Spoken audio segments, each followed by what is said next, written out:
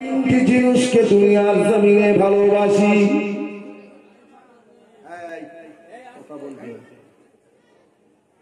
কি বলেছে? মেয়েরা রেগে গেছে, কিন্তু ওরা আমার জন্য যদি সামনে বছরে দাউদ দেয় চাঁদা দেবে লাগে, তা না দিক গেছে।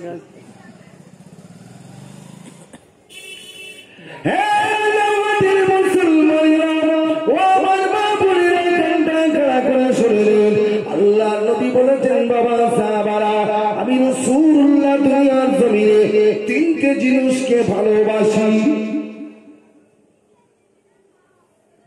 তিনটে জিনিস কি বলবো? শুনবে না? তিনটে জিনিস ভালোবাসি। এক নম্বর নবী বলেছেন, ও বাবা সাহাবায়ে কিরামেরা, আমি রাসূলুল্লাহ নামাজকে ভালোবাসি। কি ভালোবাসি? জোরে বলো। ভালোবাসার নামাজ আমাদের আছে নাকি?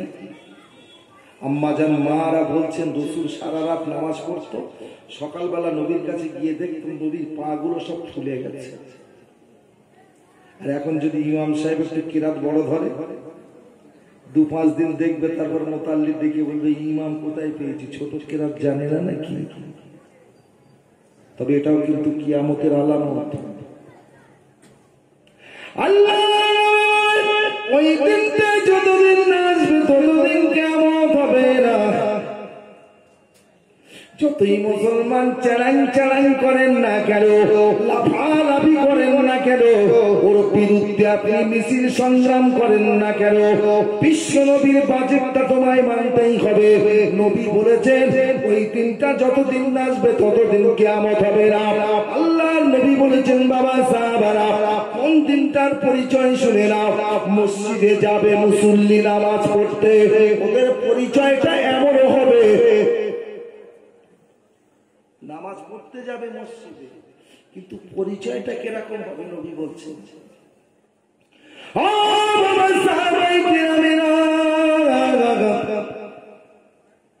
একটা পুকুরের পানি থেকে জ্যান্ত মাছ ধরে ধরে যদি ডাঙায় ছেড়ে দেওয়া হয়, মাছটা কি করবে? চুপ থাকবে না, লাফালাফি করবে।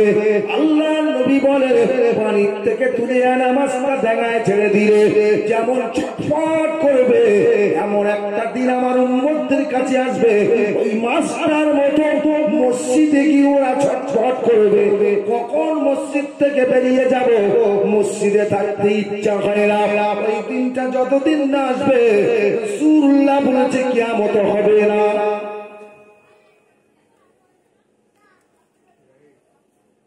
বাস্তবটা দেখছেন না, দেখেন না? মুরব্বীরা বলেন, আজ থেকে 20 বছর আগে জুমার দিন, শুক্রবার দিন নামাজ পড়তে গেলে কি দেখা যেত? খুতবার পরে 2 রাকাত ফরজ নামাজ, তারপরে কি নামাজ? বাদর জুমা, আখির যোহর, তারপরে সুন্নাতুল ওয়াক্ত, তাই তো নাকি? তারপরে দোয়া, তারপরে মুসল্লি ঘরে। আর এখন কি হয়? শুধু ইমাম সাহেব লা ইলাহা ইল্লাল্লাহ মুখে হাত রয়েছে, মসজিদ ফাঁকা। কি ঠিক কিনা? যায় কখন? ঘড়ির টাইম। এখন তো সব পকেটে পকেটে ঘড়ি। ঘড়ির টাইম, খুতবা হবে 12:30টায়, ঢুকবো 15 হচ্ছে না, হয় না? তুমি হরিয়ার গোরের দোষ দিয়ে লাভ হবে না, নিজের দোষটা আগে ভাবো। আল্লাহ ও বাবা সাহাবায়ে কিরামেরা, আমি নবী নামাজকে ভালোবাসি।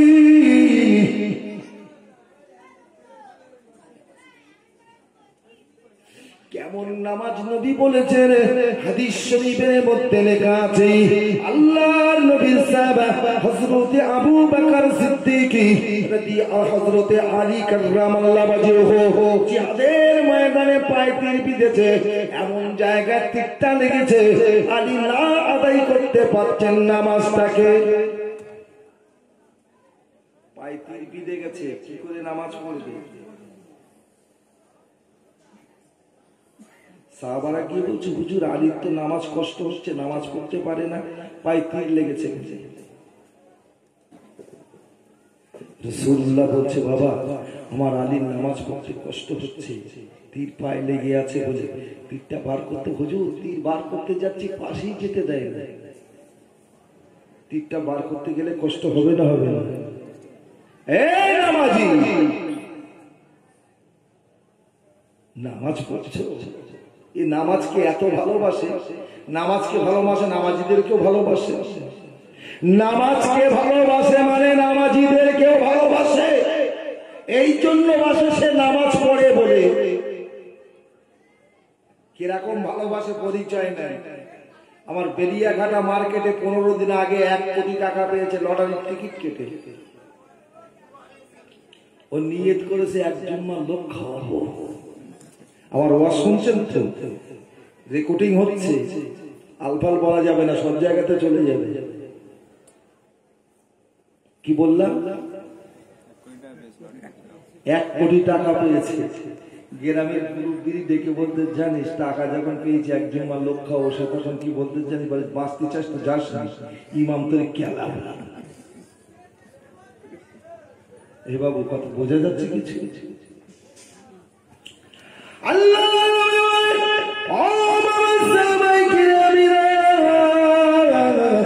আমার আলীর পা থেকে তীরটা বার করতে হবে। তোমরা বার করতে গেলে আলী সরে যায়, কাছে যেতে দেয় না। তবে আমি নবী শিখিয়ে দেই আমার আলীর তীরটা কেমন করে বার করবে। বাবা আমার সাহাবারা, আমার আলী যখন আযান শুনে নামাজের পাটিতে দাঁড়িয়ে যাবে, আলী যখন নামাজের পাটিতে দাঁড়িয়ে তাহরিমা বাঁধবে আল্লাহু আকবার বলে, আলীর পা থেকে তীরটা টেনে বার করে নেবে। আমার আলী তোমাদের নিষেধ করবে না, কিছু বলবে না।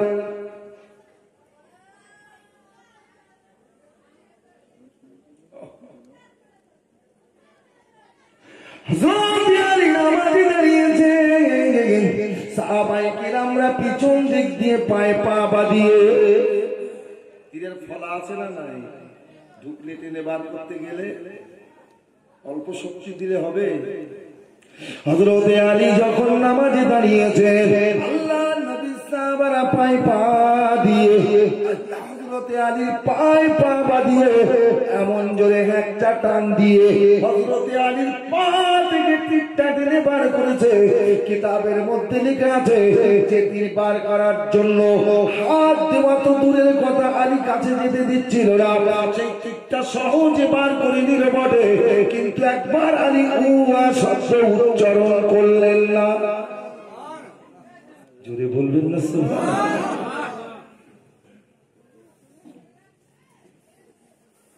কেটে গেছে, সেলাই দিতে যাবেন, যে কেউ নিশান করে নেবে, তবু উহা করবে না, না করবে না। আর আলীর পা থেকে তীরটা টেনে বার করেছে, আলী একবার উহা শব্দ করলেন না।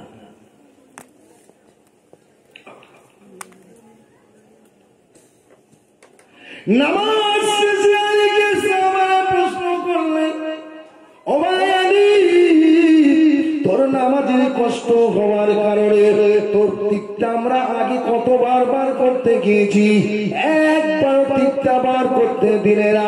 কিন্তু আমি আর কি আমরা নবী পাকের কাছে গিয়ে আমরা আবেদন করেছি, রাসূলুল্লাহ আমাদেরকে মতলবটা শিখিয়ে দিয়েছে। আলী যখন তুমি নামাজে দাঁড়িয়েছিলে, আমরা তোমার পায়ে পা বাঁধিয়ে তীরটাকে টেনে বার করেছি।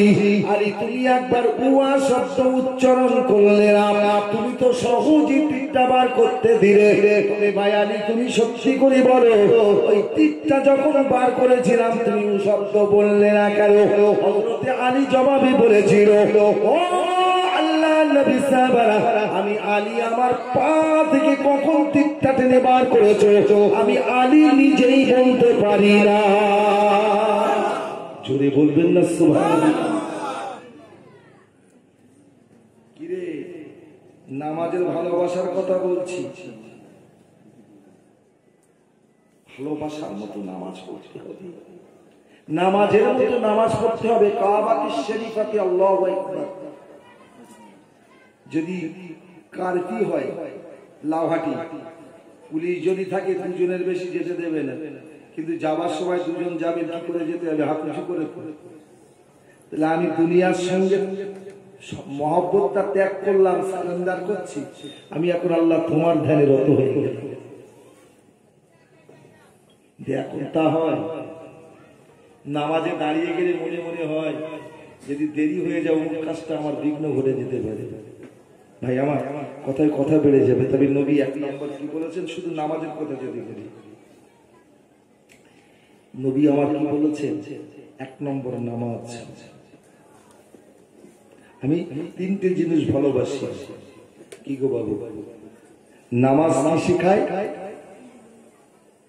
নামাজ আমাকে দুনিয়ায় আল্লাহর নিষেধ এবং আদেশগুলো শেখায়। নামাজ পড়লে এই করতে হয়, ওই করতে হয়। নামাজ পড়লে ওগুলো করতে, এইগুলো নিষেধ আছে, এগুলো মানে ত্যাগ করতে হয়। তাই তো কোরআন বলেছেন, সালাত তানহা আনিল ফাহশাই ওয়াল মুনকার, নামাজ ভালো কাজের আদেশ করে, মন্দ কাজের নিষেধ করে। নামাজি যদি হাত তুলে দোয়া করি আল্লাহর কাছে, আল্লাহ কি নামাজির দোয়া আল্লাহ ফেরত দেন? যদি বলুন না যে একজন নামাজির পরিচয় দেব, একজন নামাজির পরিচয় দেব। বাবু, উমাইয়া বিন খালফের গোলাম হযরত বিলাল,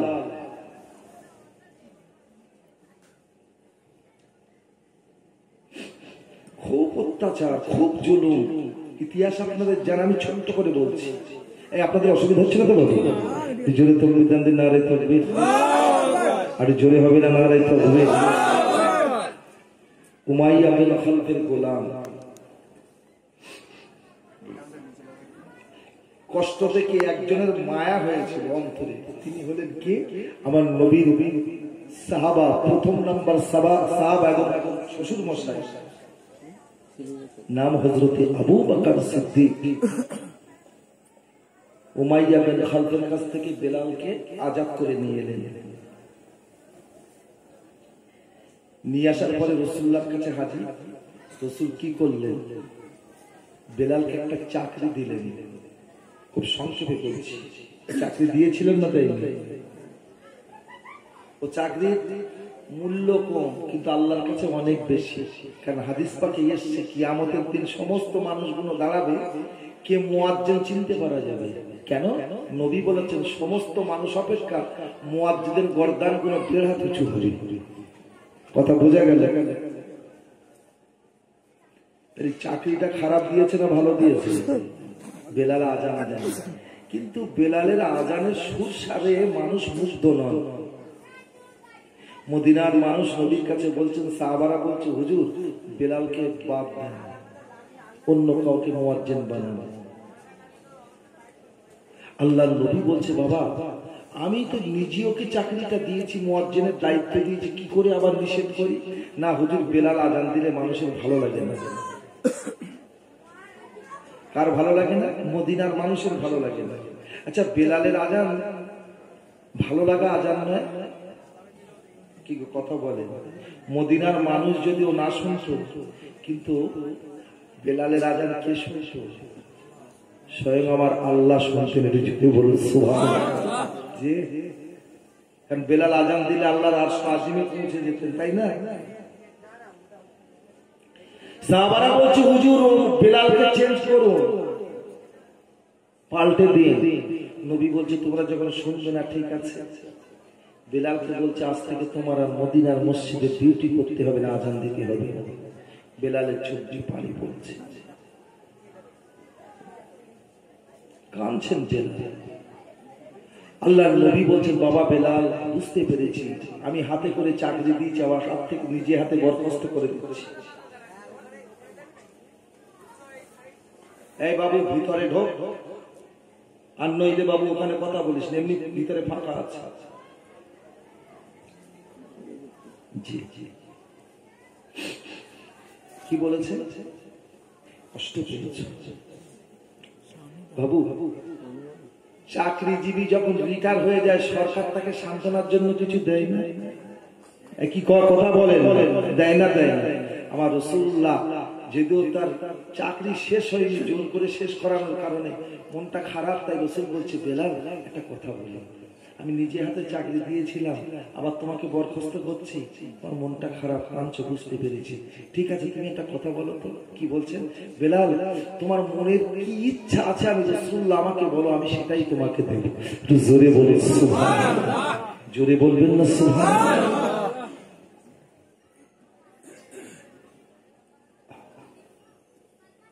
হযরত বেলাল রাদিয়াল্লাহু তাআলা আল্লাহ নবীর সঙ্গে বলেছিলেন, ইয়া রাসূলুল্লাহ, ইয়া হাবিবাল্লাহ, আমি উমাইয়া বিন খালফের গোলাম ছিলাম। এত অত্যাচার, এত জুলুম আমার উপরে করেছিল। অপরাধটা আমি ঈমানের কালেমা পড়েছিলাম, এই অপরাধে আমাকে এমন অত্যাচার করেছে। আমি বেলাল, আমার শরীরে এমন কোন জায়গা নাই যে সে জায়গায় ক্ষত বিক্ষত চিহ্ন পাওয়া যায় না। ইয়া রাসূলুল্লাহ, ইয়া হাবিবাল্লাহ, ঈমানটাকে ছাড়ানোর জন্য আমার শরীরে চা দেওয়া হয়েছিল অস্ত্র দিয়ে, লবণ দিয়ে আমাকে জ্বালানো হয়েছিল, আমাকে ঈমান নষ্ট করাতে পারেনি। ইয়া রাসূলুল্লাহ, ইয়া হাবিবাল্লাহ, আমি বেলাল আমার গলায় দড়ি দিয়ে ঘোড়ার পায়ে বেঁধে আমাকে উত্তপ্ত মরুভূমি মক্কার জমিনটা ঘুরিয়েছিল, তবু আমি বেলাল ঈমানের কলমা হারা হইনি। ইয়া রাসূলুল্লাহ, ইয়া হাবিবাল্লাহ, হুজুর, আমি যখন এমন অত্যাচারের ভিতরে আহাদুন শব্দটা ত্যাগ করে নাই, ওই সময় আমাকে শায়েস্ত করার জন্য ইয়া রাসূলুল্লাহ, ইয়া হাবিবাল্লাহ, আমাকে গরম মরুভূমির উপরে শুইয়ে দিয়ে একটা বিশাল আকারের একটা পাথর আমার বুকের উপরে চাপিয়ে দেওয়া হয়েছিল। তথাপিও আমার আহাদুন শব্দটা বন্ধ করতে পারে নাই। ইয়া রাসূলুল্লাহ, ইয়া হাবিবাল্লাহ, হুজুর, আমি বেলাল এমন কষ্টের ভিতরে যখন আল্লাহকে ভুলে নাই, আমার মনি উমাইয়া বিন খালফ কি করেছিল? অন্ধকার কক্ষের ভিতরে, অন্ধকার ঘরের ভিতরে রেখে, জেলখানায় বন্দী করে রেখে প্রত্যেকদিন 3খানা করে রুটি খেতে দিতেন। ইয়া রাসূলুল্লাহ, ইয়া হাবিবাল্লাহ, ওই পোড়া রুটি 3খানা জেলখানায় বসে খেতাম। হঠাৎ একদিন মনে পড়ে যায়, পোড়া রুটি খানা খাতে নিয়ে আমার রাসূলুল্লাহকে কাফিররা আটকে রেখেছে পাহাড়ের উপরে, নবীকে নামতে দেন না। হুজুর, রুটি না খেয়ে আমি বেলাল ওই রুটির টুকরাটা হাতে নিয়ে আপনার জন্য পাগলের মতো দৌড়ে দৌড়ে আমি ওই পাহাড়ের উপরে উঠেছিলাম। হুজুর, আমি যেহেতু রুটি নিয়ে হাজির, আপনি আমার হাতের রুটিটা গ্রহণ করেছিলেন, কিন্তু আমাকে বলেছিলেন, বেলাল, তোমার মালিককে এখনো আজাদ করে দেয় নাই, তুমি পালিয়ে এসেছো, ফিরে যাও, নইলে খোদার কাছে আসামি হয়ে যাবে। ইয়া রাসূলুল্লাহ, ইয়া হাবিবাল্লাহ, হুজুর, আপনার কথা মতো আমি বেলাল সেদিন আপনার থেকে বিদায় নিয়ে আবার উমাইয়া বিন খালফের কারাগারে ঢুকেছিলাম। কিন্তু আমার এত কষ্ট, অত্যাচার আবু বকর সহ্য না করতে পেরে আমাকে কি করলে? আজাদ করে আপনার কাছে এনে দিয়েছিলেন। আপনি মদিনার মসজিদে নববী শরীফের চাকরি দেবার কারণে আমি বেলাল এত খুশি, এত খুশি, এত খুশি হয়েছিলাম। কিন্তু আজকে হঠাৎ করে আমার জন্য নিষেধ করে দেওয়াতে হুজুর আমি বড় ব্যথা পেয়েছি, কষ্ট পেয়েছি। তাই আপনি আমাকে সান্ত্বনা দেওয়ার জন্য আমি কি চাইবো আপনি তাই দেবেন। হুজুর, আমি যেটা চাবো আপনি কি সেটা দেবেন? রাসূলুল্লাহ বলেছিল, ও বাবা বেলাল, আমি বলেছি তো তুমি কি চাও বলো, আমি তোমায় দেব। কুরআন বলেছে, ইয়া আইয়ুহান নাবিয়্যু ইন্না আরসালনাকা শাহিদাও ওয়া মুবাশশিরাও ওয়া নাযীরাও ওয়া দাঈয়ান ইলাল্লাহি বিইজনিহি ওয়া সিরাজাম মুনীরা। আল্লাহ কুরআনে জানিয়েছেন, আমি তোমাদের নিকটে আমার নবীকে সত্যের মাপকাঠি, সুসংবাদদাতা, সতর্ককারী, সত্যের আহ্বানকারী, সিরাজাম মুনীরা, আলোক উজ্জ্বল রূপ দিয়ে প্রেরণ করেছি। আমার নবী সত্যের প্রতীক ছিলেন কি ছিলেন না? জোরে বলুন। নবী মিথ্যার আশ্রয় দিয়েছিলেন? এখন বর্তমানে মুসলমান মিথ্যার আশ্রয় দেন না, দেন না?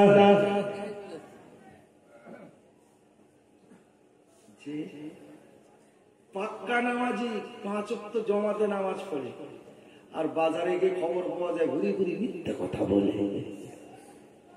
যে।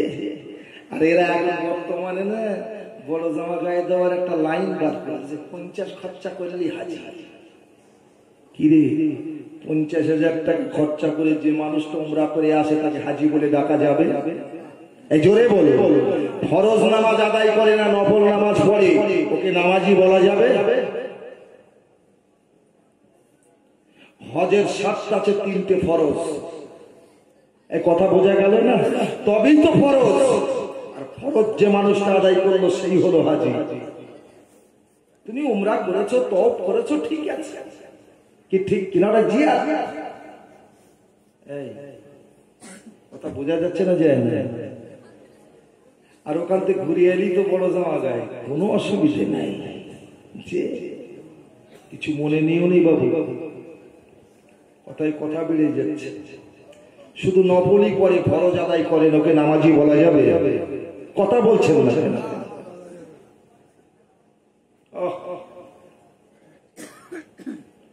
বেলাল কি বলছেন হুজুর? আবার আমাকে এবার আমি আপনাদের বলেছি, নবী কি বলেছে? যেটা চাবে সেটাই দেবে। চাবার তো অনেক আছে। আমরা কি বলি, যদি কেউ চায় ভাই দেওয়ার মতন হয়তো দেবো, তাই তো নাকি? দেওয়ার মতন হয় যদি দেব, না থাকলে দেবো কোত্থেকে? তাহলে একটা শর্ত আছে, ও বলবে যদি থাকে, সমর্থ থাকে দিতে পারবে, আর না থাকলে আগে তো বলে নিয়েছি। আর নবী সরাসরি বলছে, কি চাও বলো, আমি তোমায় দেবো। আল্লাহ নবী দো জাহানের বাদশাহ আমার রাসূলুল্লাহ বলেছিল, ও বাবা বেলাল, কি চাও বলো, আমি তোমায় তাই দেব। রাসূলুল্লাহকে বেলাল বলেছিলেন, ইয়া রাসূলুল্লাহ, ইয়া হাবিবাল্লাহ, হুজুর আপনি আমাকে চাইতে বলেছেন, কি চাইবো আপনি তাই দেবেন। আমি আপনার কাছে দুনিয়ার কোনো অট্টালিকা, সোনা দানা, গাড়ি বাড়ি আমি এমন কিছু চাইবো না, তবে একটা জিনিস চাইবো, আপনি কি দেবেন? নবী বলেছিল, বাবা বেলাল কি চাও বলো, তোমায় দেব।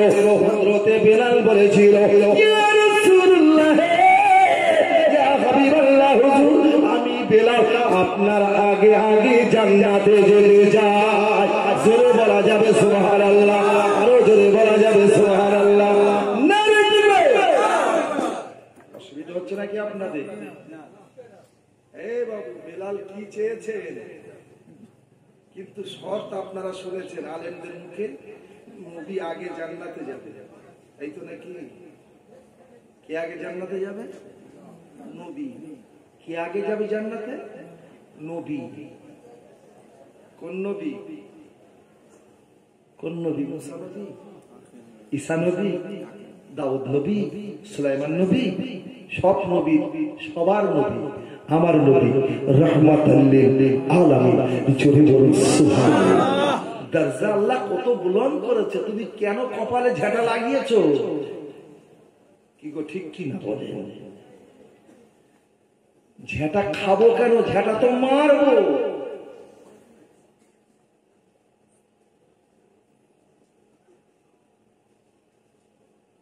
যে নবী না হলে কিছুই হতো না, সেই নবীর উম্মত তো আমরা। এ কথা বলে না। বেলাল বলছে, হুজুর আপনি বলুন, আমি আপনার আগে জান্নাতে যেতে চাই। নবী ইদ্রিস আলাইহিস সালাম আল্লাহরে বলছে, আল্লাহ আমি জান্নাতে কবে যাব, তবে একটু পারমিশন দিলে একটু জান্নাতটা ঘুরিয়ে আসতাম। কি বললাম? জান্নাতটা ঘুরিয়ে আসতাম। ও ইদ্রিস, তুমি কি আশা করেছো? আমার জান্নাতটা মনে করতো ভারতবর্ষের মতো? কি ভারতের মতো? এটা বোঝানোর জন্য বলছি। সৌদি আরবের মতো, ইন্দোনেশিয়ার মতো, নাইজেরিয়া, তুর্কিস্তানের মতো তুমি মনে করেছো কি ছোট? বিশাল জান্নাত, সময় লাগবে, তুমি ঘুরবে কি করে? আমার ইংলিশের বড় আশা, যাও তুই জান্নাতটা ঘুরিয়ে। জিবরাইল বলছে, আল্লাহ দেখাতে তো নিয়ে যাবো, টাইম একটা দিতে হবে, কতক্ষণ দেখাবার একটা টাইম বেড়ে দিলেন, ঘুরিয়ে। এই অসুবিধা হচ্ছে না তো আপনাদের? এখন ইদ্রিস নবী শুনে নিয়েছে টাইমটা, আল্লাহ তো বলেছে বিশাল জান্নাত, ওই টাইমে ঘুরবো কি করে? তাহলে একটা চালাকি করতেই হবে, যে চালাকিটা বর্তমানে আমরা করি। কি ভাই, ঠিক কিনা? মুসলমান চালাকি কি ফার্স্ট? কি কিচ্ছু করুক আর না করুক, ধর্মের কাজে বাজারে গেলে টুটিটা মাথায় দিয়ে প্যাকেটটা হাতে করে নিয়ে যায়, সবাই যেন বলে সত্যিকারের যন্ত্র আছে। কিছু মনে নিও নি বাবা, কথায় কথা বেড়ে গেছে। একটা কথা বলবো, এই কথাটা মনে রাখবেন, ভুলে যেতে পারি, কারণ এখন তো সেই বয়স নেই। 50 ওভার মানে এখন বুড়োর খাত ধরে রাখা যায় না। বাবু, টুপি মাথায় দিলে আল্লাহ ওয়ালা হওয়া যায়? একটা ঘটনা বলছি, মন দিয়ে শুনবেন, জানা কথা বলছি। কলিকাতায় আপনারা গিয়েছেন কেউ? জোরে বলুন, কলকাতায় গিয়েছেন? ধর্মতলার পাশে একটা মসজিদ আছে, যে মসজিদটাকে টিপু সুলতান বাদশাহ, রাজা টিপু সুলতান বানিয়েছিলেন।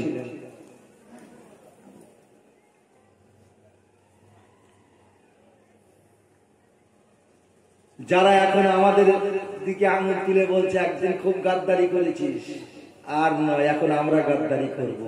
খোদার কসম দিয়ে বলছি, ইতিহাস বলতে পারবো না, মোগল পিরিয়ডের রাজারা যদি গাদ্দারি করতো, ভারতের জমিনে একটা হিন্দু ভাই খুঁজে পাওয়া যেত না। তুমি 6 বছরে এই করে ফেলেছো। আর মোগল পিরিয়ডের রাজারা, মোগল রাজারা করেছে 850 বছর। আর মানে নবাব তিতুমির, টিপু সুলতান, এরা করেছে 350 বছর। কত হলো? ওরা করেছে 800 আর এ করেছে 350, কত হলো? 1150। 6 বছরে মুসলমানের এই যদি পরিণাম হয় ভারতে, 850 বছর, 1150 বছর যারা রাজত্ব করেছিল, এদের মতো যদি তারা খুঁজতো, মাথার উকুনের মতো খুঁজে খুঁজে ভারতে, ওদের পরিষ্কার করতে পারতো না? না, তাদের ভিতরে রাসূলুল্লাহর আদর্শ ছিল, রাসূলুল্লাহর ভালোবাসা ছিল। নবী কারুর পরে কোনোদিন চড়াও হয়নি, কে ইহুদি, কে নাসারা, কে জৈনিক, কে খ্রিস্টান, নবী সবাইকে ভালোবাসতেন। কি ঠিক কিনা বলে? মোগল পিরিয়ডে রাজারা করেছে না করেনি? এই অসুবিধা হচ্ছে নাকি আপনার? মোগল পিরিয়ডে রাজারা করেছে না করেনি? ইতিহাস বলুন। ইতিহাস বলছে আজ তুমি বাবরি মসজিদ ভেঙেছ, আর মোগল পিরিয়ডে রাজারা হিন্দুদের মসজিদ বানিয়ে দিয়েছে। কারণ রাজত্ব করতে গেলে পঞ্চায়েতে মাল এলে, আমি যদি প্রধান হই মুসলমান, আমার শুধু মুসলমান ভাইদের দেবো না, যত ধর্মের মানুষ আছে সবাইকে দেবো। এর নাম হলো নেতা। কি ঠিক কিনা বলেন? আমি আগেই বলেছি, বেশি মুখ খোলা যাবে না বর্তমানে, এখন আস্তে আস্তে সামনাসামনি। তেমনি বলে দিয়েছে দিলীপ বাবু, 21-এ গলা ধাক্কান, গলা ধরব। কত? 21-এর ভোটের পরে। তবে আমি এতটুকু বলতে পারি, আমার গলা ধরার আগে তোর গলা কে ধরবে? কি রে, কথা বলে? বিশ্বাস হয় না? আল্লাহ আমার আগে ধরবে না, ওর আগে ধরবে। করোনা এসেছে, করোনা, আমি তো বলি আলহামদুলিল্লাহ। বলবেন না আলহামদুলিল্লাহ? সবাই জোরে বলেন আলহামদুলিল্লাহ। আচ্ছা, করোনা যে রোগটার নাম দিয়েছে, এসেছে, এটা কি মানুষ এনেছে? কেন? কে এনেছে? আল্লাহ এনেছে। কেন এনেছে? কষ্ট দিল কেন? আসামের মানুষ যেভাবে কষ্ট পেয়েছে, তাতে বাংলার জমিনেও ঢুকিয়ে আসবে কি গোটা ভারত চলবে?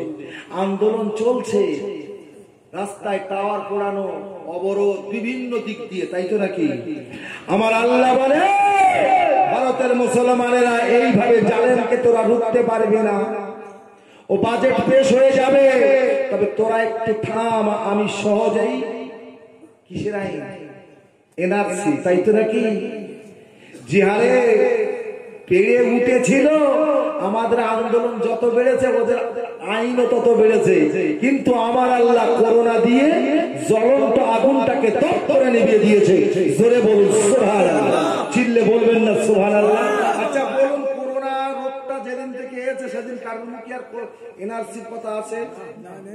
এ বাবু, যার মাথায় চুল নেই, গুনলে 7টা পাওয়া যাবে কিনা সন্দেহ আছে, সেও কিন্তু প্রথম ধুতি কাঁচা করে কাঁচের ঘরে ঢুকছে। তাহলে গলা কে ধরেছে আগে? কারে ধরেছে? কথা বোঝা গেল না? গলা তুই আমার ধরবি না, তোর ধরবে, একটু চিন্তা কর। আল্লাহর কোরআন চ্যালেঞ্জ, ইন তানসুরুল্লাহ ইয়ানসুরকুম। আল্লাহ বলেছেন আমি মুমিনদের সাহায্য করব। জোরে বলা যাবে সুবহানাল্লাহ, চিল্লে বলবে বলে সুবহানাল্লাহ। অসুবিধা হচ্ছে আপনাদের না? এখন অসুবিধা আছে বললে যে আমার গলা কে ধরবে? আল্লাহ,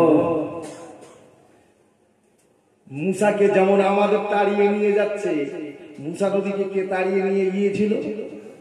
কথা বলেন না। ফেরাউন। ফেরাউনের গলা মুসা ধরেছিল না কে ধরেছিল? এই জোরে বলুন। ফেরাউনকে তাড়িয়ে, মুসাকে তাড়িয়ে নিয়ে গেল। সামনে নীল দরিয়া, যেমন আমাদের সামনে আছে বঙ্গোপসাগর। এখন নীল দরিয়া পার হবে মুসা, পানি কি করে পার হবেন? আল্লাহ বলে লাঠিটা ফেলে দেন। মুসা নবী ফেলে দিলেন, পরিষ্কার রাস্তা। মুসা ওপারে তার সদাল বল নিয়ে বনি ইসরাইলদের নিয়ে পার হয়ে গেলেন, আর ওদিকে ফেরাউন ঢুকে পড়েছেন নীল দরিয়ার মাঝখানে। আমার কথা বুঝতে পারছেন? তাহলে মুসা গলা ধরেছিল না, ফেরাউনের গলা আল্লাহ ধরেছিল। জোরে বলো। তবে যখন ফেরাউন গলা ধরেছিল আল্লাহ, তখন ফেরাউন কি বলেছিল? মুসা গাল হা করেছে, কি বলবে? তোরা আল্লাহ রে বল যেন আমি পানি থেকে রেহাই পেয়ে যাই।